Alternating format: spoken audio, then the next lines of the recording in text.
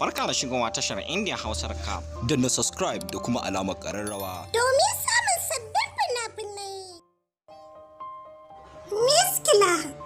Miskila kayatattun kafce ne da kamfanin alhussain record masu birbiɗan fassara suka fassara muku shi. Miskila kayatattun labari ne akan wani gawurtaccen shedan. Ba shi da burin da ya wuce ya ga ya mallaki miskilin iko don addabar duniya. Bayan dawowan gawurtaccen shedan kala sur cikin wannan ahali da suka shege shi shekara aru-aru da suka wuce. Tabbas dawowan nashi ya zo da abin al'ajabi wanda ya baiwa wa'annan ahali matukar mamaki.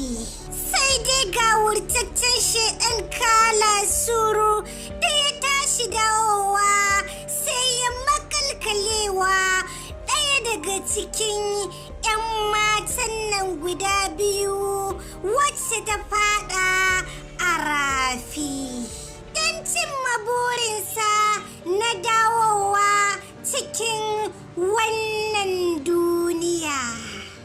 Tabbas wannan kafce na kunshe da cakwakiyoyi fin wanda na furta a baya.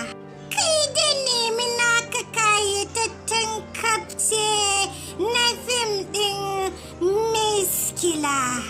Kada ka manta idan wannan shine zuwanka karo na farko zuwa wannan tasha tamu mai albarka mai suna Indian Hausa Recap TV. Masoya don Allah ku danna mana subscribe da kuma alaman kararrawa don more fashin baki da ke cikinsa ko kuma in ce recap na fina-finan Indian fassarar Hausa.